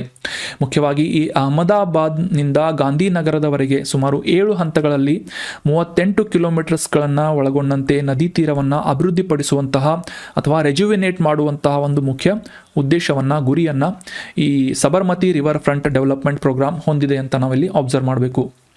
ನಮಗೆಲ್ಲ ಗೊತ್ತಿರುವಂತೆ ಈ ಅಹಮದಾಬಾದನ್ನು ಸೀಳಿ, ಅಂದರೆ ಅಹಮದಾಬಾದ್ನ ಮಧ್ಯದಲ್ಲಿ ಹರಿಯುವಂತಹ ನದಿ ಸಬರಮತಿ. ಸೊ ಈ ನದಿಯ ಎರಡೂ ಬದಿಗಳಲ್ಲೂ ಕೂಡ ಸುಮಾರು 11 ಕಿಲೋಮೀಟರ್ಗಳಷ್ಟು ಮೊದಲ ಹಂತದ ಈ ಒಂದು ಪ್ರೋಗ್ರಾಮನ್ನು ಇಂಪ್ಲಿಮೆಂಟೇಷನ್ ಮಾಡಲಾಗ್ತಾ ಇದೆ ಮತ್ತು ಆ ಒಂದು ಪರಿಸರದ ಅಭಿವೃದ್ಧಿ ಮಾಡಲಾಗ್ತಾ ಇದೆ, ಪರಿಸರದ ಪರಿವರ್ತನೆಯನ್ನು ಮಾಡಲಾಗ್ತಾ ಇದೆ ಅಂತ ನಾವಿಲ್ಲಿ ಅಬ್ಸರ್ವ್ ಮಾಡಬೇಕು. ಸೊ ಈ ಸಬರಮತಿ ನ್ಯೂಸ್ನಲ್ಲಿರೋದ್ರಿಂದ ಈ ನದಿಯ ಬಗ್ಗೆ ಕೆಲವೊಂದಿಷ್ಟು ಬೇಸಿಕ್ ಇನ್ಫಾರ್ಮೇಷನ್ಸ್ಗಳು, ಅದರಲ್ಲೂ ಕೂಡ ಈ ಜಾಗ್ರಫಿಕಲ್ ಲೊಕೇಶನನ್ನು ಅಂಡರ್ಸ್ಟ್ಯಾಂಡ್ ಮಾಡ್ಕೊಳ್ಳೋದು ಸಾಕಷ್ಟು ಇಂಪಾರ್ಟೆಂಟ್ ಆಗುತ್ತೆ. ಈ ರಾಜಸ್ಥಾನ್ ಮತ್ತು ಕೆಲವೊಂದಿಷ್ಟು ರಾಜ್ಯಗಳಲ್ಲಿ, ಅಂದರೆ ರಾಜಸ್ಥಾನ್, ಹರಿಯಾಣ ಮತ್ತು ಈ ದೆಹಲಿಯ ಸುತ್ತಮುತ್ತಲು ಪ್ರದೇಶದಲ್ಲಿ ವ್ಯಾಪಿಸಿರುವಂತಹ ಅರಾವಳಿ ಬೆಟ್ಟಗಳ ಪ್ರದೇಶದಲ್ಲಿ, ಅರಾವಳಿ ಪರ್ವತ ಶ್ರೇಣಿಯಲ್ಲಿ ಉದಯಪುರದ ಬಳಿಯಲ್ಲಿ ರಾಜಸ್ಥಾನದಲ್ಲಿ ಹುಟ್ಟುವಂತಹ ನದಿ ಸಬರಮತಿ ನದಿ ಅಂತ ನಾವಿಲ್ಲಿ ಅಬ್ಸರ್ವ್ ಮಾಡ್ಬೋದು. ಸಬರಮತಿ ನದಿ ಎಲ್ಲಿ ಹುಟ್ಟುತ್ತೆ ಅಂತಂದರೆ ರಾಜಸ್ಥಾನದಲ್ಲಿ, ಮತ್ತು ಯಾವ ಜಾಗ್ರಫಿಕಲ್ ಲೊಕೇಶನ್ ಅಂತಂದರೆ ಅರಾವಳಿ ಬೆಟ್ಟಗಳ ಒಂದು ಸಾಲಿನಲ್ಲಿ ಅಂತ ನಾವಿಲ್ಲಿ ಇಂಪಾರ್ಟೆಂಟ್ ಆಗಿ ನೆನ್ಪಿಟ್ಕೋಬೇಕು. ಮುಂದೆ ಸುಮಾರು 371 ಕಿಲೋಮೀಟರ್ಸ್ಗಳನ್ನು ಕ್ರಮಿಸುವುದರ ಮೂಲಕ ರಾಜಸ್ಥಾನ್ ಮತ್ತು ಗುಜರಾತ್ ಮೂಲಕ ಹರಿದು ಅರಬ್ಬಿ ಸಮುದ್ರವನ್ನು ಸೇರುವಂತಹ ಪ್ರಮುಖ ನದಿಯಾಗಿ ಸಬರಮತಿ ನದಿಯನ್ನು ನಾವು ಅಬ್ಸರ್ವ್ ಮಾಡ್ಬೋದು. ಆಗಲೇ ಡಿಸ್ಕಸ್ ಮಾಡಿದ ಹಾಗೆ ಈ ಅಹಮದಾಬಾದ್ನ 2 ಹೋಳುಗಳನ್ನಾಗಿ ಮಾಡುವುದರ ಮೂಲಕ, ಅಂದರೆ ಈ ಅಹಮದಾಬಾದ್ನ ಮಧ್ಯಭಾಗದಲ್ಲಿ ಹರಿಯುವುದರ ಮೂಲಕ ಈ ಅರಬ್ಬಿ ಸಮುದ್ರವನ್ನು ಸೇರುವಂತಹ ಸುಮಾರು 21,674 ಚದರ ಕಿಲೋಮೀಟರ್ಗಳಷ್ಟು ಜಲಾನಯನ ಪ್ರದೇಶವನ್ನು ಉಂಟು ಮಾಡುವಂತಹ ನದಿ ಸಬರಮತಿ ನದಿ ಅಂತ ನಾವಿಲ್ಲಿ ಅಬ್ಸರ್ವ್ ಮಾಡಬೇಕು. ಸುಮಾರು 75% ಇದರ ಜಲಾನಯನ ಪ್ರದೇಶದಲ್ಲಿ ಕೃಷಿ ಪ್ರಾಧಾನ್ಯತ ಪ್ರದೇಶವನ್ನು ನಾವು ಅಬ್ಸರ್ವ್ ಮಾಡ್ಬೋದು. ಹೆಚ್ಚಿನ ಸಂಖ್ಯೆಯಲ್ಲಿ ಕೃಷಿ ಅವಲಂಬಿತವಾದಂತಹ ಜನರನ್ನು ನಾವು ಈ ಒಂದು ಜಲಾನಯನ ಪ್ರದೇಶದಲ್ಲಿ ಅಬ್ಸರ್ವ್ ಮಾಡ್ಬೋದು ಅಂತ ನಾವಿಲ್ಲಿ ಅಬ್ಸರ್ವ್ ಮಾಡ್ಬೋದು, ಅಂಡರ್ಸ್ಟ್ಯಾಂಡ್ ಮಾಡ್ಕೋಬೇಕು. ಇನ್ನು ಕನ್ಫ್ಯೂಸ್ ಮಾಡ್ಕೋಬೇಡಿ, ಈ ಸಬರ್ಮತಿ ನದಿ ಯಾವುದೇ ಒಂದು ಇತರ ನದಿಯ ಉಪನದಿಯಾಗಿಲ್ಲ. ಇಂಡಿಪೆಂಡೆಂಟ್ ಆಗಿ ಅರಾವಳಿ ಬೆಟ್ಟಗಳಲ್ಲಿ ಹುಟ್ಟಿ ದಕ್ಷಿಣಕ್ಕೆ ಹರಿಯುವುದರ ಮೂಲಕ ಈ ಅರಬ್ಬಿ ಸಮುದ್ರವನ್ನು, ಗುಜರಾತ್ ಮೂಲಕ ಅರಬ್ಬಿ ಸಮುದ್ರವನ್ನು ಸೇರುವಂತಹ ನದಿಯಾಗಿ ಸಬರಮತಿ ನದಿಯನ್ನು ನಾವು ಅಬ್ಸರ್ವ್ ಮಾಡ್ಬೋದು. ಇದರ ಪ್ರಮುಖವಾದಂತಹ ಉಪನದಿಗಳು ಯಾವುವು ಅಂತಂದರೆ ವಾಕಲ್, ಹತ್ಮತಿ, ವತ್ರಕ್, ಸೇಯ್ ಈ ರೀತಿಯಾದಂತಹ ಪ್ರಮುಖ ನದಿಗಳನ್ನು ಸಬರಮತಿ ನದಿ ಉಪನದಿಯಾಗಿ ಹೊಂದಿದೆ. ಇದು ಇಂಡಿಪೆಂಡೆಂಟ್ ಆಗಿ ಹರಿಯುವಂತಹ ನದಿ ಅಂತ ಅನ್ನೋದು ಇಂಪಾರ್ಟೆಂಟ್ ಆದಂತಹ ಮಾಹಿತಿ ಆಗುತ್ತೆ. ಕನ್ಫ್ಯೂಸ್ ಮಾಡ್ಕೋಬೇಡಿ, ಎಕ್ಸಾಮ್ನಲ್ಲಿ ಟ್ರಿಕ್ಕಿ ಆದಂತಹ ಪ್ರಶ್ನೆಗಳನ್ನು ಕೇಳ್ತಾ ಇರ್ತಾರೆ. ಸೊ ಈ ಸಬರ್ಮತಿ ನದಿಯ ಬಗ್ಗೆ ಕ್ಲಿಯರ್ ಆಯಿತು ಅಂತ ಅನ್ಕೋತೀನಿ. ಮ್ಯಾಪನ್ನು ಎಕ್ಸಾಕ್ಟಾಗಿ ಅಬ್ಸರ್ವ್ ಮಾಡೋಣ. ಈ ರಾಜಸ್ಥಾನ್ ಮತ್ತು ದೆಹಲಿಯ ಮೂಲಕ ವ್ಯಾಪಿಸಿರುವಂತಹ ಅರಾವಳಿ ಪರ್ವತ ಶ್ರೇಣಿ, ಅರಾವಳಿ ಮೌಂಟನ್ ರೇಂಜ್. ಸೊ ಈ ಅರಾವಳಿ ಪರ್ವತ ಶ್ರೇಣಿಯಲ್ಲಿ ಹುಟ್ಟಿ ದಕ್ಷಿಣಕ್ಕೆ ಹರಿಯುವಂತಹ ಒಂದು ನದಿ ಸಬರ್ಮತಿ ನದಿ ಅಂತ ನಾವಿಲ್ಲಿ ಅಬ್ಸರ್ವ್ ಮಾಡ್ಬೋದು. ರಾಜಸ್ಥಾನ್ ಮತ್ತು ಗುಜರಾತ್ ಮೂಲಕ ಹರಿದು ಮುಂದೆ ಅರಬ್ಬಿ ಸಮುದ್ರಕ್ಕೆ, ಅರೇಬಿಯನ್ ಓಷನ್ನಲ್ಲಿ ವಿಸರ್ಜನೆಯಾಗುವಂತಹ ಒಂದು ನದಿ ಸಬರ್ಮತಿ ನದಿ ಅಂತ ನಾವಿಲ್ಲಿ ಸಿಂಪಲ್ಲಾಗಿ ಅಬ್ಸರ್ವ್ ಮಾಡ್ಬೋದು. ಸೊ ಅದೇ ರೀತಿಯಾಗಿ ಮಧ್ಯ ಭಾರತದ ಕೆಲವೊಂದಿಷ್ಟು ಇತರ ನದಿಗಳನ್ನು ಕೂಡ ನಾವು ಅಬ್ಸರ್ವ್ ಮಾಡ್ಬೋದು. ಪಶ್ಚಿಮ ಮತ್ತು ಮಧ್ಯ ಭಾರತದ ನದಿಗಳು ಮಾಹಿ ನದಿ, ನರ್ಮದಾ ನದಿ, ತಾಪಿ ನದಿ. ಆದರೆ ನಾವು ಈಗ ಸ್ಪೆಸಿಫಿಕ್ ಆಗಿ ಸಬರ್ಮತಿ ನದಿಯ ಬಗ್ಗೆ ಡಿಸ್ಕಸ್ ಮಾಡಿದ್ವಿ. ಇನ್ನು ಮುಂದಿನ ಆರ್ಟಿಕಲ್, ಇತ್ತೀಚೆಗೆ ನಮ್ಮ ಬೆಂಗಳೂರು ನಗರದಲ್ಲಿ ವಿಶೇಷವಾದಂತಹ ಒಂದು ಟೆಕ್ ಸಮಿಟನ್ನು ಆರ್ಗನೈಸ್ ಮಾಡಲಾಗಿತ್ತು. ಬೆಂಗಳೂರು ಟೆಕ್ ಸಮಿಟನ್ನು ಆರ್ಗನೈಸ್ ಮಾಡಲಾಗಿತ್ತು. ದೇಶ ವಿದೇಶಗಳಿಂದ ಸಾಕಷ್ಟು ತಂತ್ರಜ್ಞರು ಮತ್ತು ಉದ್ಯಮಿಗಳು ಈ ಒಂದು ಟೆಕ್ ಸಮಿಟ್ನಲ್ಲಿ ಭಾಗವಹಿಸಿದರು. ಇದೇ ಒಂದು ಸಂದರ್ಭದಲ್ಲಿ ನಮ್ಮ ಕರ್ನಾಟಕ ರಾಜ್ಯ ಸರ್ಕಾರದಿಂದ ರಾಜ್ಯದಾದ್ಯಂತ 3 ಹೊಸ ಇನ್ನೋವೇಷನ್ ಪಾರ್ಕ್ಗಳನ್ನು ಉದ್ಘಾಟನೆ ಮಾಡುವಂತಹ ಅಥವಾ ಪ್ರಾರಂಭ ಮಾಡುವಂತಹ ಒಂದು ಘೋಷಣೆಯನ್ನು ಮಾಡಲಾಗಿದೆ. ಅವು ಎಲ್ಲಿ ಅಂತಂದರೆ ಬೆಂಗಳೂರು, ಮೈಸೂರು ಮತ್ತು ಬೆಳಗಾವಿ ನಗರಗಳಲ್ಲಿ 3 ನಾವೀನ್ಯತಾ ಪಾರ್ಕ್ ಅಥವಾ ಇನ್ನೋವೇಷನ್ ಪಾರ್ಕ್ಗಳನ್ನು ಸ್ಥಾಪನೆ ಮಾಡುವಂತಹ ಒಂದು ಮುಖ್ಯ ಉದ್ದೇಶವನ್ನು ಹೈಲೈಟ್ ಮಾಡಲಾಗಿದೆ ಅಥವಾ ಘೋಷಣೆ ಮಾಡಲಾಗಿದೆ ಅಂತ ನಾವು ಅಬ್ಸರ್ವ್ ಮಾಡಬೇಕು. ಬೆಂಗಳೂರು, ಮೈಸೂರು ಮತ್ತು ಬೆಳಗಾವಿ ನೆನ್ಪಿಟ್ಕೊಳ್ಳಿ, ವೆರಿ ಇಂಪಾರ್ಟೆಂಟ್.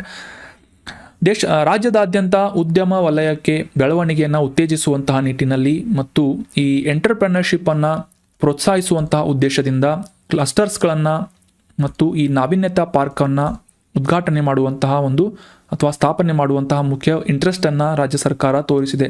ಸೊ ಅದರಲ್ಲೂ ಕೂಡ ಮುಖ್ಯವಾಗಿ ಈ ಮೈಸೂರಿನ ಕೋಚನಹಳ್ಳಿಯಲ್ಲಿ ಎಲೆಕ್ಟ್ರಾನಿಕ್ ತಯಾರಿಕಾ ಕ್ಲಸ್ಟರನ್ನು, ಅಂದರೆ ಸೆಮಿ ಕಂಡಕ್ಟರನ್ನು ಉತ್ಪಾದನೆ ಮಾಡುವಂತಹ ನಿಟ್ಟಿನಲ್ಲಿ ಪ್ರೋತ್ಸಾಹಿಸುವಂತಹ ಒಂದು ಉದ್ದೇಶದಿಂದ ಎಲೆಕ್ಟ್ರಾನಿಕ್ ಉತ್ಪನ್ನಗಳನ್ನು ತಯಾರಿಸುವಂತಹ ಕ್ಲಸ್ಟರ್ಗಳನ್ನು ಅಭಿವೃದ್ಧಿಪಡಿಸುವಂತಹ ನಿಟ್ಟಿನಲ್ಲಿ ಈ ಮುಖ್ಯಮಂತ್ರಿ ಸಿದ್ದರಾಮಯ್ಯನವರು ಒಂದು ಘೋಷಣೆಯನ್ನು ಮಾಡಿದ್ದಾರೆ ಅಂತ ನಾವು ಅಬ್ಸರ್ವ್ ಮಾಡ್ಬೋದು.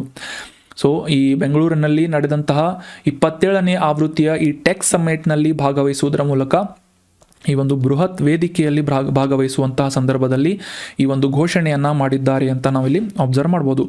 ಮಂಗಳೂರನ್ನು ಫಿನ್ಟೆಕ್ ವಲಯವನ್ನಾಗಿ, ಹುಬ್ಬಳ್ಳಿ ಧಾರವಾಡವನ್ನು ಎಲೆಕ್ಟ್ರಿಕಲ್ ವೆಹಿಕಲ್ ವಲಯವನ್ನಾಗಿ ಮತ್ತು ಮೈಸೂರನ್ನು ಡ್ರೋನ್ ವಲಯವನ್ನಾಗಿ ರೂಪಿಸುವಂತಹ ನಿಟ್ಟಿನಲ್ಲಿ ಸಾಕಷ್ಟು ಪ್ರಮುಖ ಹೆಜ್ಜೆಗಳನ್ನು ಅಥವಾ ಪ್ರಮುಖ ಕ್ರಮಗಳನ್ನು ಕೈಗೊಳ್ಳಲಾಗ್ತಾ ಇದೆ ರಾಜ್ಯ ಸರ್ಕಾರದಿಂದ ಅಂತ ನಾವು ಅಬ್ಸರ್ವ್ ಮಾಡ್ಬೋದು. ಸೊ ಅದರಲ್ಲೂ ಕೂಡ ಮುಖ್ಯವಾಗಿ ಬೆಂಗಳೂರು, ಮೈಸೂರು ಮತ್ತು ಬೆಳಗಾವಿಯಲ್ಲಿ 3 ಇನ್ನೋವೇಷನ್ ಸೆಂಟರ್ಗಳನ್ನು ಅಥವಾ ಇನ್ನೋವೇಷನ್ ಪಾರ್ಕ್ಗಳನ್ನು ಸ್ಥಾಪನೆ ಮಾಡುವಂತಹ ನಿಟ್ಟಿನಲ್ಲಿ ಕೆಲಸವನ್ನು ಮಾಡಲಿದೆ. ಮೈಸೂರಿನಲ್ಲಿ ಕೋಚನಹಳ್ಳಿಯಲ್ಲಿ ಎಲೆಕ್ಟ್ರಾನಿಕ್ ಮ್ಯಾನುಫ್ಯಾಕ್ಚರಿಂಗ್ ಕ್ಲಸ್ಟರ್ಗಳನ್ನು ಪ್ರಾರಂಭಿಸುವಂತಹ ಒಂದು ಇಂಟ್ರೆಸ್ಟನ್ನು ಹೈಲೈಟ್ ಮಾಡಲಾಗಿದೆ ಅಂತ ನಾವು ಅಬ್ಸರ್ವ್ ಮಾಡ್ಬೋದು. ಸೊ ಈ ರೀತಿಯಾದಂಥ ಒಂದು ಡೆವಲಪ್ಮೆಂಟ್ಸ್ಗಳನ್ನು ಮಾಡೋದರ ಮೂಲಕ ರಾಜ್ಯದಲ್ಲಿ ಅಭಿವೃದ್ಧಿಯನ್ನು ಕೈಗೊಳ್ಳುವುದಕ್ಕೆ ಮತ್ತು ಎಂಪ್ಲಾಯ್ಮೆಂಟ್ ಜನ್ರೇಷನ್ಗೆ ಸಾಕಷ್ಟು ಅನುಕೂಲಕರವಾದಂತಹ ಒಂದು ಕ್ರಮಗಳನ್ನು ಕೈಗೊಳ್ಳಲಾಗ್ತಾ ಇದೆ ರಾಜ್ಯ ಸರ್ಕಾರದಿಂದ ಅಂತ ನಾವು ಅಬ್ಸರ್ವ್ ಮಾಡ್ಬೋದು. ಅದೇ ರೀತಿಯಾಗಿ ಬೆಂಗಳೂರು ವಿಮಾನ ನಿಲ್ದಾಣದಿಂದ 50 ಕಿಲೋಮೀಟರ್ ದೂರದಲ್ಲಿ ಒಂದು ನಾವೀನ್ಯತೆಯ ಪರಿಕಲ್ಪನೆಯಿಂದಾಗಿ ಒಂದು ಕ್ವೀನ್ ಸಿಟಿಯನ್ನು ನಿರ್ಮಾಣ ಮಾಡುವಂತಹ ಒಂದು ಮಹತ್ವಾಕಾಂಕ್ಷಿ ಯೋಜನೆಯನ್ನು ಕೂಡ ಕೈಗೊಳ್ಳುವಂತಹ ನಿಟ್ಟಿನಲ್ಲಿ ಸರ್ಕಾರ ಕೆಲಸವನ್ನು ಮಾಡ್ತಾ ಇದೆ ಅಂತ ನಾವು ಅಬ್ಸರ್ವ್ ಮಾಡ್ಬೋದು. That was all about today's articles friends. ಈಗ ಡಿಸ್ಕಸ್ ಮಾಡಲಾದಂಥ ಆರ್ಟಿಕಲ್ಸ್ಗಳಿಗೆ ರೆಲೆವೆಂಟ್ ಆಗುವಂತಹ ಕೆಲವೊಂದಿಷ್ಟು ಇಂಪಾರ್ಟೆಂಟ್ ಪ್ರಶ್ನೆಗಳನ್ನು ರಿವೈಸ್ ಮಾಡ್ಕೊಳ್ಳೋಣ. ಮೊದಲನೇ ರಿವಿಷನ್ ಪ್ರಶ್ನೆ, ಮೋಡ ಬಿತ್ತನೆ ಅಥವಾ ಕ್ಲೌಡ್ ಸೀಡಿಂಗ್ ಅಂದರೆ ಏನು ಅಂತ ಪ್ರಶ್ನೆ ಇದೆ. ಆರ್ಟಿಫಿಷಿಯಲ್ ರೇನ್ಗೆ ಸಂಬಂಧಪಟ್ಟಂತಹ ಪ್ರಶ್ನೆ ಇದು. ಆಪ್ಷನ್ಸ್ಗಳಲ್ಲಿ ಸರಿಯಾದ ಉತ್ತರ ಏನು ಅಂತಂದರೆ ಆಪ್ಷನ್ ಬಿ, ಮಳೆಯನ್ನು ಹೆಚ್ಚಿಸಲು ಹವಾಮಾನ ಮಾರ್ಪಾಡು ಮಾಡುವಂತಹ ಒಂದು ತಂತ್ರವನ್ನು ಕ್ಲೌಡ್ ಸೀಡಿಂಗ್ ಅಂತ ಕರೆಯಲಾಗುತ್ತೆ. ಸಾಕಷ್ಟು ಜನರಲಿಸ್ಟಿಕ್ ಆದಂತಹ ಸ್ಟೇಟ್ಮೆಂಟ್ ಆಗಿದೆ, ಆದರೂ ನಿಮಗೆ ಕಾನ್ಸೆಪ್ಟ್ ಅಂಡರ್ಸ್ಟ್ಯಾಂಡ್ ಆಗಿದ್ದರೆ ಸಿಂಪಲ್ ಆಗಿ ಈ ರೀತಿಯಾದಂಥ ಪ್ರಶ್ನೆಗಳನ್ನು ನೀವು ಅಬ್ಸರ್ವ್ ಮಾಡ್ಬೋದು ಅಥವಾ ಆನ್ಸರ್ ಮಾಡ್ಬೋದು. ಮಳೆಯನ್ನು ಹೆಚ್ಚಿಸುವಂತಹ ನಿಟ್ಟಿನಲ್ಲಿ ಹವಾಮಾನದ ಮಾರ್ಪಾಟು ತಂತ್ರ ಅಂತ ಸರಿಯಾದಂಥ ಆನ್ಸರ್ ಆಗುತ್ತೆ. ಮುಂದಿನ ರಿವಿಷನ್ ಪ್ರಶ್ನೆ, ಮಳೆಯನ್ನು ಉತ್ತೇಜಿಸಲು ಮೋಡ ಬಿತ್ತನೆಯಲ್ಲಿ ಯಾವ ವಸ್ತುವನ್ನು ಸಾಮಾನ್ಯವಾಗಿ ಬಳಸಲಾಗುತ್ತೆ ಅಂತ ಪ್ರಶ್ನೆ ಇದೆ.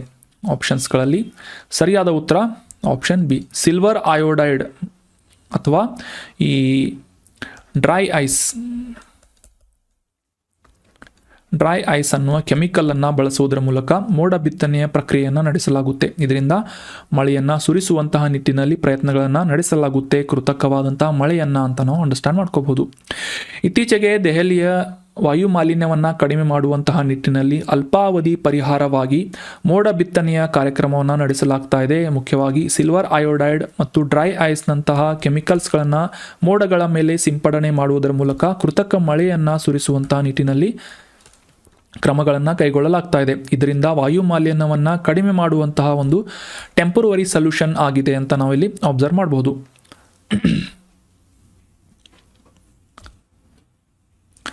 ಮುಂದಿನ ರಿವಿಷನ್ ಪ್ರಶ್ನೆ, 2024ರ ಸಂಯುಕ್ತ ವಿಮೋಚನ್ ಅನ್ನುವ ವ್ಯಾಯಾಮದಲ್ಲಿ ಯಾವ ಭಾರತೀಯ ಸೇನಾ ಶಾಖೆ ಭಾಗಿಯಾಗಿಲ್ಲ ಅಂತ ಪ್ರಶ್ನೆ ಇದೆ. ಆಪ್ಷನ್ಸ್ಗಳಲ್ಲಿ ಸರಿಯಾದ ಉತ್ತರ option D, border security force ಅಥವಾ ಭಾರತೀಯ ಗಡಿ ಭದ್ರತಾ ಪಡೆಗಳನ್ನು ಹೊರತುಪಡಿಸಿ ಭಾರತೀಯ ಸೇನೆ, ಭಾರತೀಯ ವಾಯುಪಡೆ ಮತ್ತು ನೇವಿ ಅಥವಾ ನೌಕಾಪಡೆಗಳು ಈ ಸಂಯುಕ್ತ ವಿಮೋಚನ್ ಅನ್ನುವ ಎಕ್ಸರ್ಸೈಸ್ನಲ್ಲಿ ಭಾಗಿಯಾಗಿವೆ ಅನ್ನೋದು ಸರಿಯಾದಂಥ ಆನ್ಸರ್ ಆಗುತ್ತೆ. ಇತ್ತೀಚೆಗೆ ನಡೆದಂತಹ ಈ ಸಂಯುಕ್ತ ವಿಮೋಚನ್ ಅನ್ನುವ 2024ರ ವ್ಯಾಯಾಮದ ಮಹತ್ವ ಎನ್ನುವಂಥ ಪ್ರಶ್ನೆ ಇದೆ. ಆಪ್ಷನ್ಸ್ಗಳಲ್ಲಿ ಸರಿಯಾದ ಉತ್ತರ ಏನು ಅಂತಂದರೆ ಆಪ್ಷನ್ ಬಿ, ರಾಷ್ಟ್ರೀಯ ವಿಪತ್ತು ಪ್ರಕ್ರಿಯೆ ಸಾಮರ್ಥ್ಯಗಳನ್ನು ಸುಧಾರಿಸಲು ಮತ್ತು humanitarian assistance and disaster relief ಅಂದರೆ ಮಾನವೀಯ ನೆರವು ಮತ್ತು ಈ ನೈಸರ್ಗಿಕ ಪ್ರಕೋಪಗಳ ಒಂದು ಪರಿಹಾರವನ್ನು ಕಂಡುಕೊಳ್ಳುವಂತಹ ನಿಟ್ಟಿನಲ್ಲಿ ಈ ಒಂದು ಪ್ರಮುಖ ವೇದಿಕೆಯನ್ನು ಏರ್ಪಡಿಸಲಾಗಿತ್ತು, ಆಯೋಜನೆ ಮಾಡಲಾಗಿತ್ತು. ಸಂಯುಕ್ತ ವಿಮೋಚನ್ 2024 ಅನ್ನೋ ಹೆಸರಿನಲ್ಲಿ ಅಂತ ನಾವು ಅಂಡರ್ಸ್ಟ್ಯಾಂಡ್ ಮಾಡ್ಕೋಬೋದು. Option B is right answer. ಇತ್ತೀಚೆಗೆ ಗುಜರಾತ್ನ ಅಹಮದಾಬಾದ್ ಮತ್ತು ಪೋರ್ಬಂದರ್ನಲ್ಲಿ ಸಂಯುಕ್ತ ವಿಮೋಚನ್ ಅನ್ನುವ ಎಕ್ಸಸೈಸನ್ನು ಕಂಡಕ್ಟ್ ಮಾಡಲಾಗುತ್ತೆ. ಮುಖ್ಯ ಉದ್ದೇಶ ಏನು ಅಂತಂದರೆ ಈ ವಾರ್ಷಿಕವಾಗಿ ನಡೆಸಲಾಗುವಂತಹ ಬಹುಪಕ್ಷೀಯ ಮಾನವೀಯ ನೆರವು ಅಂದರೆ ಹ್ಯುಮನಿಟೇರಿಯನ್ ಅಸಿಸ್ಟೆನ್ಸ್ ಮತ್ತು ವಿಪತ್ತು ಪರಿಹಾರ ಅಂದರೆ ಡಿಸಾಸ್ಟರ್ ರಿಲೀಫ್ HADARನ ಮುಖ್ಯ ಉದ್ದೇಶವನ್ನು ಇಟ್ಕೊಂಡು ಭಾರತದ ಪ್ರಮುಖ ಸಶಸ್ತ್ರ ಪಡೆಗಳು ಭಾಗವಹಿಸುವಿಕೆಯಿಂದ ಮತ್ತು ಇತರ ದೇಶಗಳ ಅಧಿಕಾರಿಗಳು ಭಾಗವಹಿಸುವುದರಿಂದ ಈ ಸೈಕ್ಲೋನ್ಸ್ಗಳಾಗಿರ್ಬೋದು, ಲ್ಯಾಂಡ್ಸ್ಲೈಡ್ಗಳಾಗಿರ್ಬೋದು, ಭೂಕಂಪಗಳು ಸಂಭವಿಸೋದಾಗಿರ್ಬೋದು, ಈ ರೀತಿಯಾದಂಥ ನೈಸರ್ಗಿಕ ಪ್ರಕೋಪಗಳನ್ನು ಒಂದು ಸಂದರ್ಭದಲ್ಲಿ ನಿರ್ವಹಣೆ ಮಾಡುವಂತಹ ಒಂದು ಉದ್ದೇಶವನ್ನು ಈ ಸಂಯುಕ್ತ ವಿಮೋಚನ್ ವ್ಯಾಯಾಮ ಹೊಂದಿದೆ. ಇದು ಯುದ್ಧ ವ್ಯಾಯಾಮ ಅಲ್ಲ ಅನ್ನೋದು ಕೂಡ ಇಂಪಾರ್ಟೆಂಟ್ ಆದಂಥ ಮಾಹಿತಿ ಆಗುತ್ತೆ. ಎಕ್ಸಸೈಸ್ ಅಂತ ಅಥವಾ ವ್ಯಾಯಾಮ ಅಂತ ಬಂದರೆ ಸಾಮಾನ್ಯವಾಗಿ ನಾವೆಲ್ಲ ರೆಗ್ಯುಲರ್ ಆಗಿ ಯುದ್ಧ ವ್ಯಾಯಾಮಗಳ ಬಗ್ಗೆ ಡಿಸ್ಕಸ್ ಮಾಡ್ತಾ ಇರ್ತೇವೆ, ಆದರೆ ಇದರ ಉದ್ದೇಶ ಬೇರೆಯಾಗಿದೆ. ವಿಪತ್ತು ನಿರ್ವಹಣೆ ಅಥವಾ ನೈಸರ್ಗಿಕ ಪ್ರಕೋಪಗಳ ನಿರ್ವಹಣೆ ಅನ್ನೋದು ಇಂಪಾರ್ಟೆಂಟ್ ಆದಂಥ ಒಂದು ಡಿಫರೆನ್ಸ್ ಆಗುತ್ತೆ. ಮುಂದಿನ ರಿವಿಷನ್ ಪ್ರಶ್ನೆ, ಸಬರಮತಿ ನದಿ ಎಲ್ಲಿ ಹುಟ್ಟುತ್ತದೆ ಅಂತ ಪ್ರಶ್ನೆ ಇದೆ. ಆಪ್ಷನ್ಸ್ಗಳಲ್ಲಿ ಸರಿಯಾದ ಉತ್ತರ ಏನು ಅಂತಂದರೆ ರಾಜಸ್ಥಾನದಲ್ಲಿ ವ್ಯಾಪಿಸಿರುವಂತಹ ಅರಾವಳಿ ಬೆಟ್ಟಗಳ ಪರ್ವತ ಶ್ರೇಣಿಯಲ್ಲಿ ಸಬರಮತಿ ನದಿ ಹುಟ್ಟಿ ಗುಜರಾತ್ ಮೂಲಕ ಹರಿದು ಅರಬ್ಬಿ ಸಮುದ್ರವನ್ನು ಸೇರುತ್ತೆ. ಮುಂದಿನ ರಿವಿಷನ್ ಪ್ರಶ್ನೆ, ಈ ಕೆಳಗಿನವುಗಳಲ್ಲಿ ಯಾವುದು ಸಬರಮತಿ ನದಿಯ ಉಪನದಿಯಾಗಿಲ್ಲ? Which of the below is not the tributary of Sabarmati river ಅಂತ ಪ್ರಶ್ನೆ ಇದ್ದು ಆಪ್ಷನ್ಸ್ಗಳಲ್ಲಿ ಸರಿಯಾದ ಉತ್ತರ ಆಪ್ಷನ್ ಡಿ. ನರ್ಮದಾ ನದಿಯನ್ನು ಹೊರತುಪಡಿಸಿ ವಾಕಲ್, ಹತ್ಮತಿ ಮತ್ತು ವತ್ರಕ್ ಅನ್ನುವ ನದಿಗಳು ಸಬರ್ಮತಿ ನದಿಯ ಉಪನದಿಗಳಾಗಿವೆ ಅಂತ ನಾವಿಲ್ಲಿ ಅಬ್ಸರ್ವ್ ಮಾಡ್ಬೋದು. ಇತ್ತೀಚೆಗೆ ಈ ಸಬರ್ಮತಿ ನದಿಯ ಸುತ್ತಮುತ್ತಲಿನ ಪ್ರದೇಶವನ್ನು ಪುನರುಜ್ಜೀವನಗೊಳಿಸುವಂತಹ ನಿಟ್ಟಿನಲ್ಲಿ ಸಬರ್ಮತಿ ರಿವರ್ ಫ್ರಂಟ್ ಡೆವಲಪ್ಮೆಂಟ್ ಪ್ರೋಗ್ರಾಮನ್ನು ಆಯೋಜನೆ ಮಾಡಲಾಗ್ತಾ ಇದೆ. ಮುಖ್ಯವಾಗಿ ಅಹಮದಾಬಾದ್ನ ಮತ್ತು ಗಾಂಧಿನಗರದವರೆಗೆ ಸುಮಾರು 38 ಕಿಲೋಮೀಟರ್ಸ್ಗಳ ತೀರವನ್ನು ಪುನರುಜ್ಜೀವನಗೊಳಿಸುವಂತಹ ಒಂದು ಉದ್ದೇಶವನ್ನು ಇದು ಹೊಂದಿದೆ. ಅದೇ ರೀತಿಯಾಗಿ ಸಬರ್ಮತಿ ನದಿಯ ಬಗ್ಗೆ ಕೂಡ ನಾವು ಸಾಕಷ್ಟು ಇಂಪಾರ್ಟೆಂಟ್ ಮಾಹಿತಿಗಳನ್ನು ಅಂಡರ್ಸ್ಟ್ಯಾಂಡ್ ಮಾಡ್ಕೊಂಡ್ವಿ. ರಾಜಸ್ಥಾನದ ಅರಾವಳಿ ಬೆಟ್ಟಗಳಲ್ಲಿ ಉದಯಪುರದಲ್ಲಿ ಹುಟ್ಟುವಂತಹ ನದಿ ಮುಂದೆ ಗುಜರಾತ್ ಮೂಲಕ ಸುಮಾರು 371 ಕಿಲೋಮೀಟರ್ಗಳನ್ನು ಕ್ರಮಿಸುವುದರ ಮೂಲಕ ಅರಬ್ಬಿ ಸಮುದ್ರವನ್ನು ಸೇರುತ್ತೆ ಅಂತ ನಾವು ಇಲ್ಲಿ ಅಬ್ಸರ್ವ್ ಮಾಡ್ಬೋದು. ಅಹಮದಾಬಾದ್ನ ಮಧ್ಯಭಾಗದಲ್ಲಿ ಈ ಸಬರ್ಮತಿ ಹರಿಯುತ್ತದೆ ಮತ್ತು ಸುಮಾರು 21,600 ಚದರ ಕಿಲೋಮೀಟರ್ಗಳಷ್ಟು ಜಲಾನಯನ ಪ್ರದೇಶವನ್ನು ಹೊಂದಿದೆ ಅಂತ ಅಬ್ಸರ್ವ್ ಮಾಡ್ಬೋದು. ವಾಕಲ್, ಹತ್ಮತಿ, ವತ್ರಕ್ ಮತ್ತು ಸೇಯ ಅನ್ನುವ ನದಿಗಳು ಸಬರ್ಮತಿ ನದಿಯ ಉಪನದಿಗಳಾಗಿವೆ. ಈ ಸಬರ್ಮತಿ ನದಿ ಒಂದು ಇಂಡಿಪೆಂಡೆಂಟ್ ಆದಂತಹ ನದಿಯಾಗಿದ್ದರಿಂದ ಡೈರೆಕ್ಟಾಗಿ ಈ ಅರಾವಳಿ ಬೆಟ್ಟಗಳ ಶ್ರೇಣಿಯಲ್ಲಿ ಹುಟ್ಟಿ ಡೈರೆಕ್ಟಾಗಿ ಹರಿದು ಇಂಡಿಪೆಂಡೆಂಟ್ ಆಗಿ ಅರಬ್ಬಿ ಸಮುದ್ರವನ್ನು, ಅರೇಬಿಯನ್ ಓಷಿಯನನ್ನು ಸೇರುತ್ತೆ ಅಂತ ನಾವು ಅಬ್ಸರ್ವ್ ಮಾಡ್ಬೋದು, Arabian sea. So that was all about today's discussion friends. ಡಿಸ್ಕಷನ್ನಲ್ಲಿ ಭಾಗವಹಿಸಿದ್ದಕ್ಕೆ thank you so much and very well done. ಇದೇ ರೀತಿಯಾಗಿ ಡಿಸ್ಕಷನ್ನಲ್ಲಿ ಭಾಗವಹಿಸ್ತಾ ಇರಿ, ಕಾಂಟೆಂಟನ್ನು ನಿಮ್ಮ ಎಲ್ಲ ಫ್ರೆಂಡ್ಸ್ಗಳ ಜೊತೆ ಶೇರ್ ಮಾಡ್ತಾ ಇರಿ. ಏನಾದರೂ ಡೌಟ್ಸ್ಗಳಿದ್ರೆ ಕಮೆಂಟ್ ಮಾಡಿ. Have a nice day.